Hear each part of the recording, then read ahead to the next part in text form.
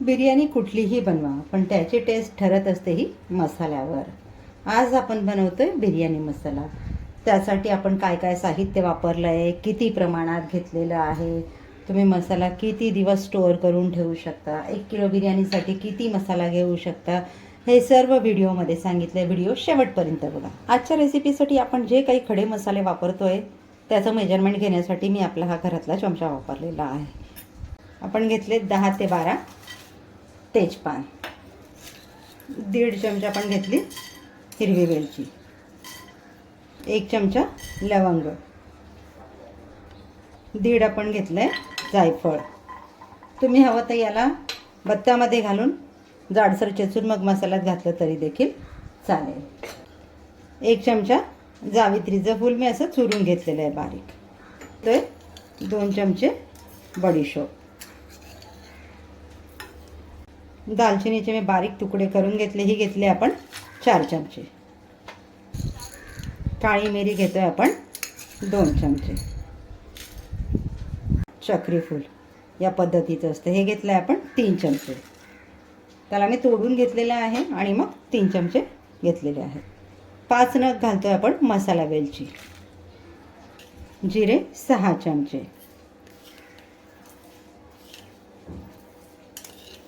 धणे देखील आपण घेतोय 6 चमचेच.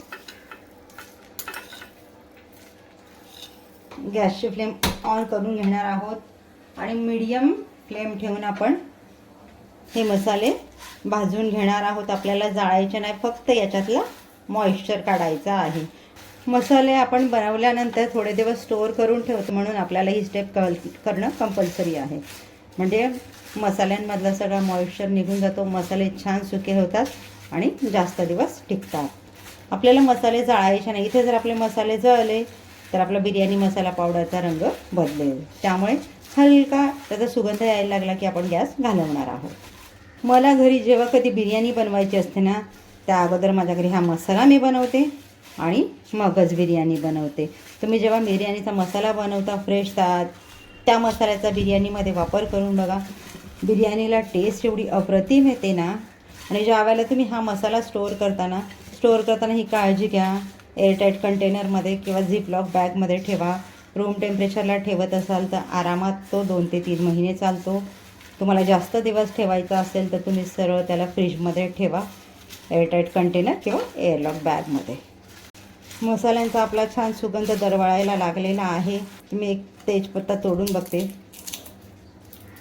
छान चुरला जातो आणि कुरकुरीत असा आवाज होतोय. या स्टेजला आपण गॅस घालवून देणार.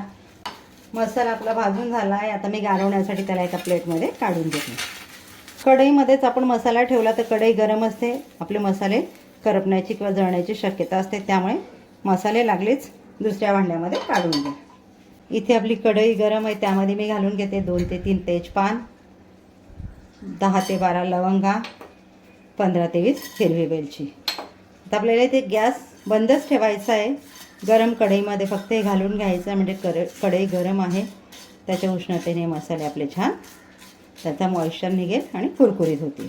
याचा वापर आपण रेसिपीमध्ये पुढे करणार आहोत. मसाला आपल्याला पूर्ण गार करून घ्यायचा आहे आणि मगच मिक्सरला वाटप करायला घ्यायचा आहे. मिक्सरला वाटप करताना देखील आपल्याला मिक्सरचं भांडं कंटिन्यू फिरवायचं नाही. पल्स मोडमध्ये बंद चालू असं करून खडे मसाले आपले ऑइल रिलीज करायला लागतात, म्हणून आपल्याला मिक्सर फिरवताना पल्स मोडमध्ये फिरवायचं आणि मगच आपले मसाले वाटप करायचे. आता मी हे 2 बॅचमध्ये वाटप करून घेतले. या पद्धतीने मी आपल्या मसाल्याचे 1 बॅच वाटप करून घेतले.